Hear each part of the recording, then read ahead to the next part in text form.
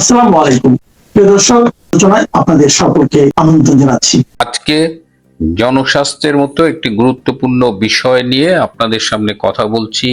আমি doctor Abul Hasnat Milton.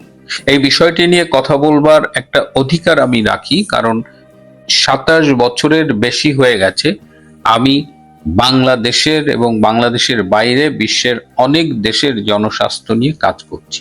অভিজ্ঞতার সেই জায়গা থেকে আমি বলতে পারি যে বাংলাদেশের যে স্বাস্থ্য ব্যবস্থা, তার যে আউটলাইন, তার যে রূপরেখা, তার যে স্ট্রাকচার, এটা পৃথিবীর অন্যতম একটা সেরা স্বাস্থ্য ব্যবস্থার স্ট্রাকচার। স্পেশালি উন্নয়নশীল দেশগুলোকে আপনি চিন্তা করতে পারেন যে একেবারে সেই কমিউনিটি হেলথ ক্লিনিক, সেখান থেকে ইউনিয়ন পর্যায়ের, সেখান থেকে উপজেলা হাসপাতাল, জেলা হাসপাতাল, এভাবে যে রেফারেল সিস্টেমগুলো ডেভেলপ করেছে।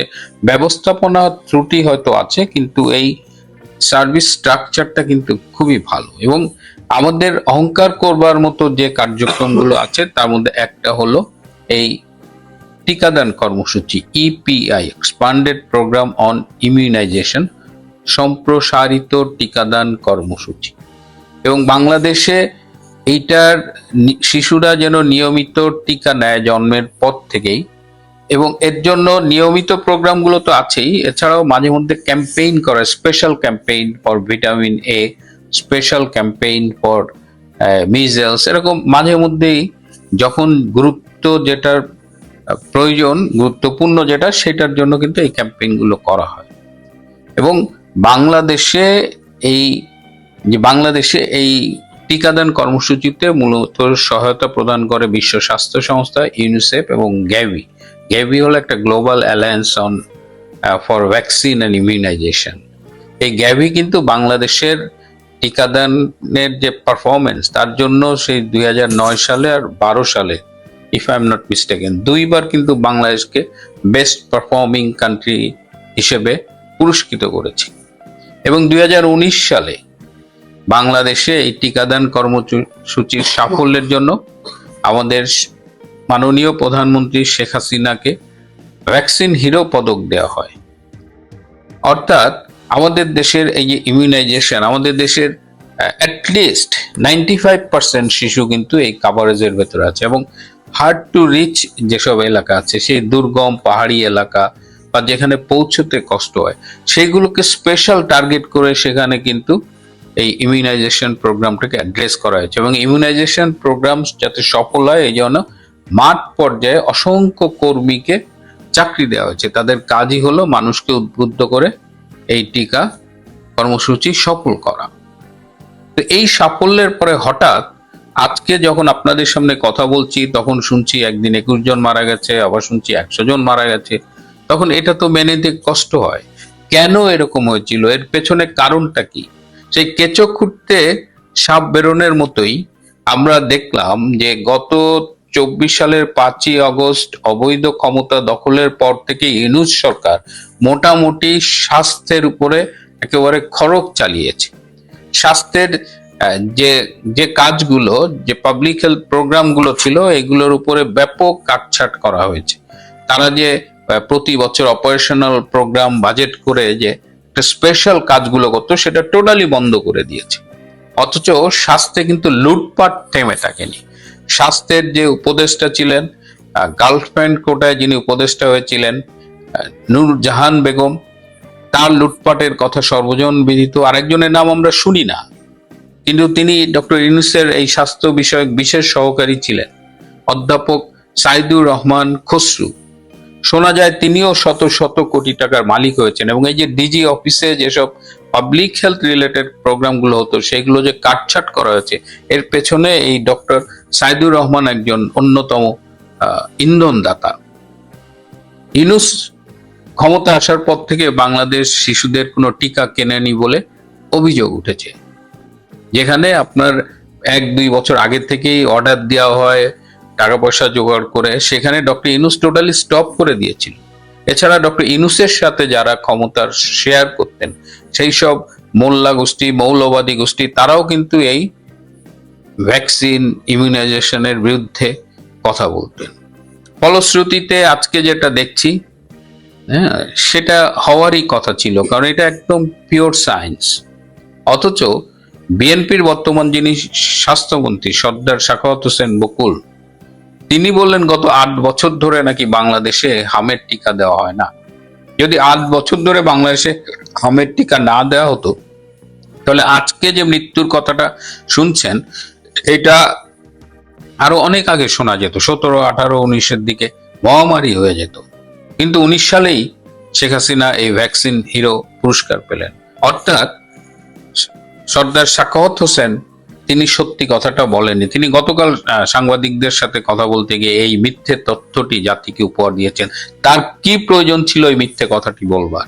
তার তো সরাসরি দায়িত্ব নেওয়ার দরকার নেই এই ব্যর্থতা। তিনি তো এটা ইউনূসের কাঁধে চাপিয়ে দিতে পারতেন। কিন্তু তিনি হাস্যকর ভাবে, যখন ইভেন 2023-24 সালে শেখ হাসিনার আমলে যে রাজশাহী বিভাগে এই ভ্যাকসিন কাভারেজ ছিল 99%, সেটা এখন ব্যাপকভাবে কমে গেছে। মাঠ পর্যায়ে 35% মাঠ কর্মী নাই, পদ শূন্য করে দিয়েছে এই ডক্টর ইউনূস। টাকা লুটপাট করেছে। অথচ এই টাকা দিয়ে এই যে শত শত কোটি টাকা নূরজাহান, সাইদুর রহমান গঞ্জে লুটপাট করেছে, তাদের এপিএসপিএসটা লুটপাট করেছে, সেই নূরজাহান এখন বিশাল অট্টালিকা বানাচ্ছে। আপনারা ভিডিওতে দেখতে পারেন। এই যে বন্ধু দাদুর বাড়ি আন্ডার কনস্ট্রাকশন, দাদু আছে এই যে এই ঘরে।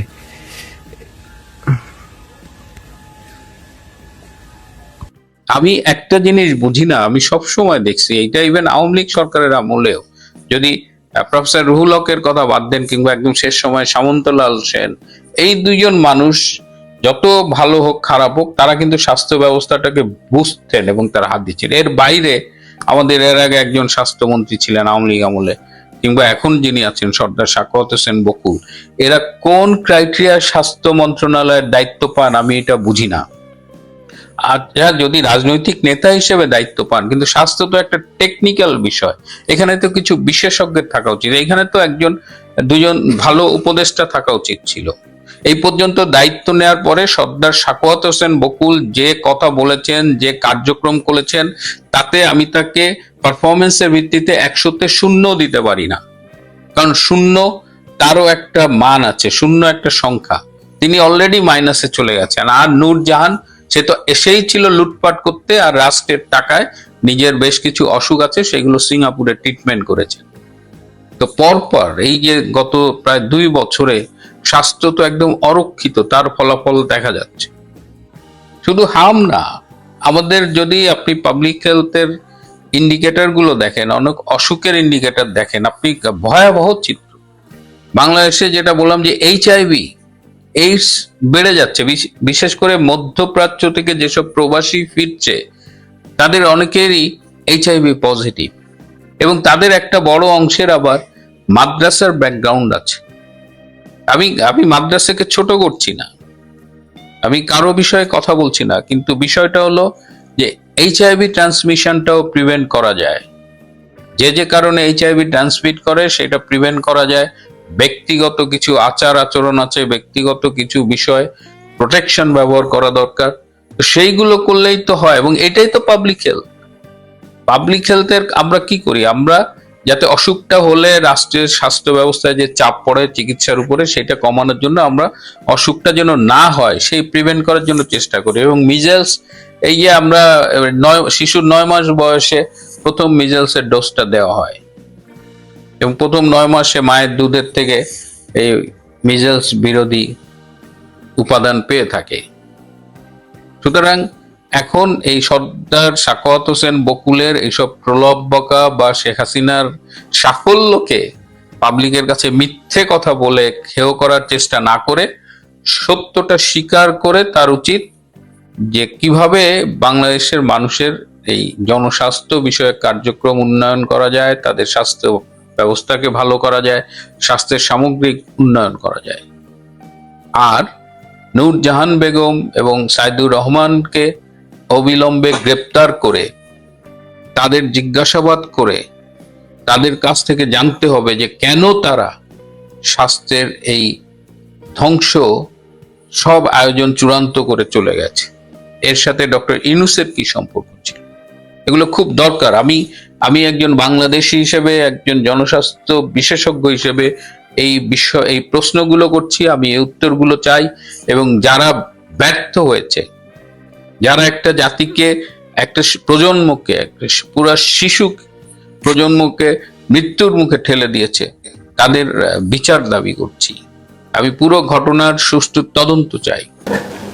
আমি স্বাভাবিকভাবেই ধারণা করা যায় যে প্রধানমন্ত্রী, কারণ আমরা অতীতে এটাই দেখেছি যে প্রধানমন্ত্রী যখন শুভেচ্ছা বিনিময় করবেন তিনি সমাজের বিভিন্ন স্তরের মানুষের সঙ্গে, যদি আমরা দেখলাম আমন্ত্রণ পত্র পাঠানো হয়েছে, কিন্তু পত্রিকায় এটাও আমরা দেখেছি যে তিনি সর্বস্তরের জনগণের সঙ্গে শুভেচ্ছা বিনিময় করবেন। কিন্তু অতীতে আমরা দেখেছি যে এমনকি সাবেক প্রধানমন্ত্রী বেগম খালেদা জিয়াকে দেখেছি একটা সময় তিনি কূটনীতিকদের সঙ্গে শুভেচ্ছা বিনিময় করেছেন, একটা সময় তিনি সমাজের বিশিষ্ট জনদের, অর্থাৎ সম্পাদক, সিনিয়র সাংবাদিক, civil society leader, business leaders, এদের সঙ্গে, নাগরিক সমাজের সঙ্গে শুভেচ্ছা বিনিময় করেছেন। কখন হয়তো তিনি আরেকটা সময় বেছে নিয়েছেন দলের নেতাকর্মীদের সঙ্গে বা সাধারণ জনতার সঙ্গে শুভেচ্ছা বিনিময়। তবে সাধারণ জনতার সঙ্গে আপনি এই 18 কোটি 20 কোটি মানুষের দেশে কতজনের সঙ্গে শুভেচ্ছা বিনিময় করবেন সেটাও দেখা। প্রতীকী অর্থে আপনি কিছু করতে পারেন, কিন্তু সেটা খুবই ওয়েল ডিজাইন হতে হবে। একেবারে জনতার সঙ্গে আপনি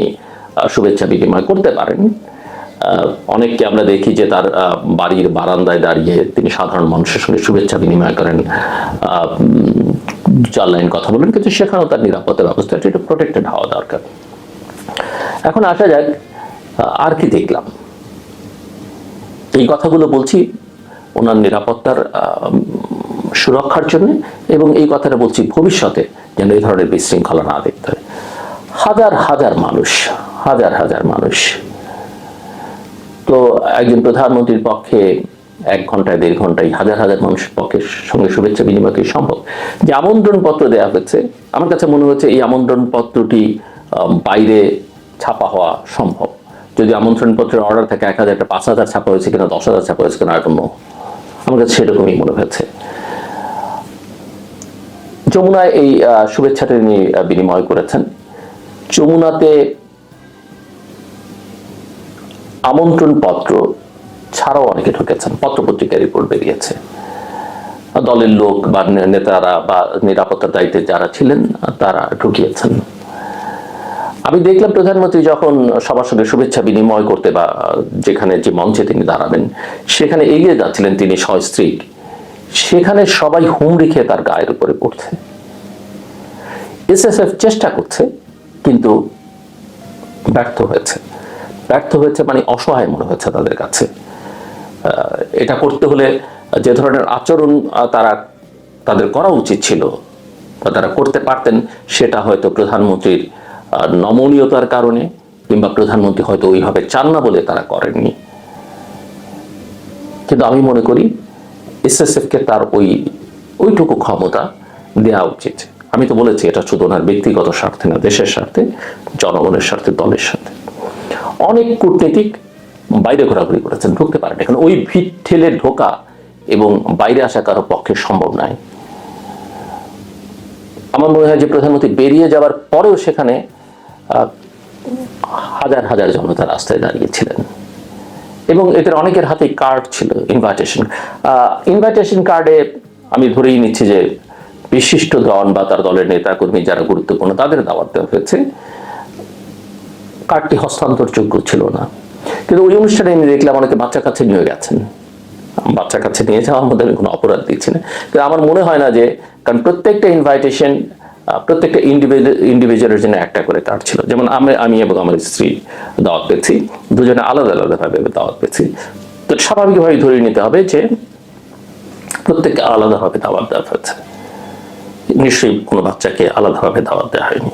কিন্তু সেটাও আমরা দেখলাম এবং সেখানে যারা গেলেন অনেকে সেখানে আহত হয়েছেন, ভেতরে যারা ঢুকতে পেরেছেন, মানে এত হুড়োহুড়ি করে। এবং প্রধানমন্ত্রী যেখানে দাঁড়িয়ে শুভেচ্ছা বিনিময় করেছেন, আমার মনে হয় না যে 1 হাত দূরেও মানুষ দাঁড়িয়ে। সাধারণত মঞ্চটা তো অন্তত ফ্রি করে দেবার কথা, কিন্তু সেটাও করে দেওয়া যায়নি। কেউ কারো কথা শুনছেন না এবং বহু বিশিষ্টজন বাইরে দাঁড়িয়েছিলেন, বহু বিশিষ্টজন ভেতরে ঢুকে প্রধানমন্ত্রীর সঙ্গে দেখা করতে পারেন না। সৌভাগ্যক্রমে আমরা দেখা করতে পেরেছিলাম, কিন্তু যে ধরনের পরিস্থিতির মধ্যে মনে হয় যে নিজের জীবনটাই সেখানে চলে যেতে পারে, যে কোনো এত চাপাচাপি, এত ভিড়। আমার এগুলো একটু ভিন্ন বার্তা দেয়, কারণ অনেক বিদেশিরাও সেখানে ছিলেন, তারা হয়তো একটু সেফ জোনে ছিলেন, কিন্তু সেখানেও যে ক্রাউডটা ছিল, যে ধরনের ক্রাউড ছিল, সেটা একটু খুব একটা শোভন মনে হয়নি। তবে প্রধানমন্ত্রীর একটা গুরুত্বপূর্ণ দিক, এটা তার বদান্যতা আমি বলবো, যে তিনি যেসব বিশিষ্ট জনেরা সেখানে গিয়েছিলেন, আমি যতদূর শুনেছি কারো কারো কাছ থেকে, যারা তার সঙ্গে দেখা করতে পারেননি এবং যেগুলো তিনি নোটিস করেছেন বা তার কানে গেছে, তিনি তাদের প্রত্যেককেই ঈদের দিনে ফোন করে তাদের সঙ্গে কথা বলেছেন। এটা অত্যন্ত, আমি বলবো, তার বদান্যতা, মহানুভবতা এবং অত্যন্ত ইতিবাচক দিক।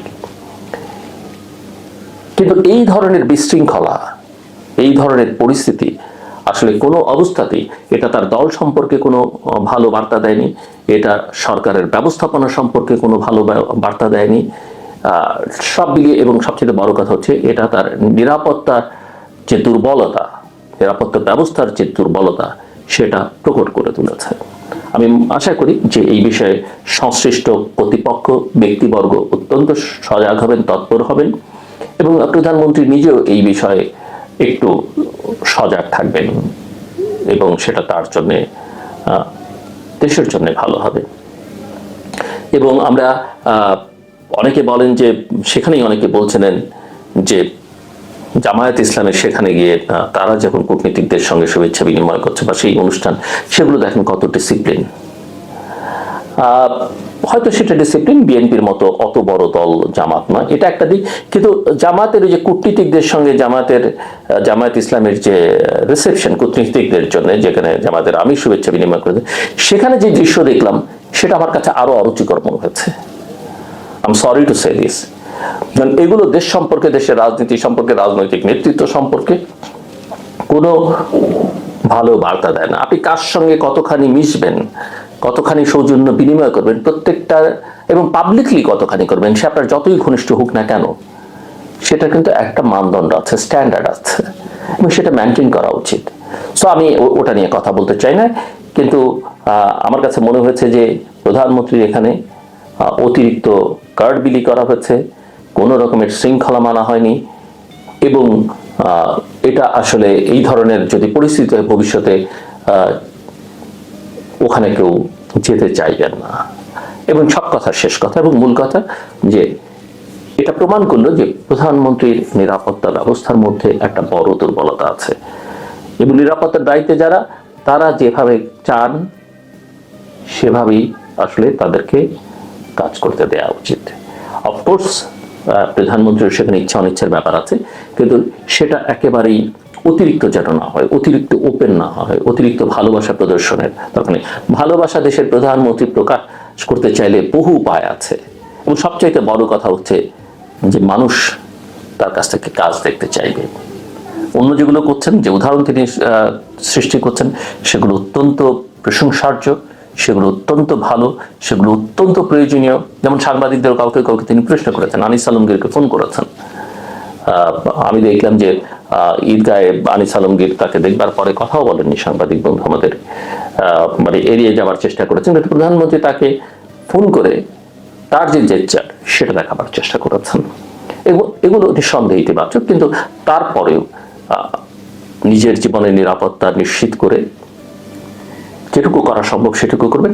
সবচেয়ে বড় কথা হচ্ছে মানুষ গভর্নেন্স দেখতে চাইবে, মানুষ তার প্রত্যাশা, যেটা ব্যক্তি জীবনে, পারিবারিক জীবনে, সামাজিক জীবনে, রাষ্ট্রীয় জীবনে, সেটা প্রধানমন্ত্রী, তার সরকার, তার দল পূরণ করতে পারছে কিনা, সেটাই দেখতে চাইবে। সবচেয়ে বড় কথা, দলটাকে আরো শৃঙ্খলার মধ্যে আনতে হবে। আমি উইথ ডিউ রেসপেক্ট বিএনপি নেতা কর্মী, তারা দীর্ঘকাল সাফার করেছেন, তারপরে বলবো যে বিশৃঙ্খলা, তাদের বিরুদ্ধে অনেক রকমের কথা অভ্যুত্থানের পর থেকেই হচ্ছে, তার বাইরেও তারা যেটুকু ন্যূনতম শৃঙ্খলা দেখা উচিত, অন্তত তাদের নেতাকে রক্ষা করবার জন্য যেটা তাদের দেখানো উচিত, সেটা তারা করতে চরমভাবে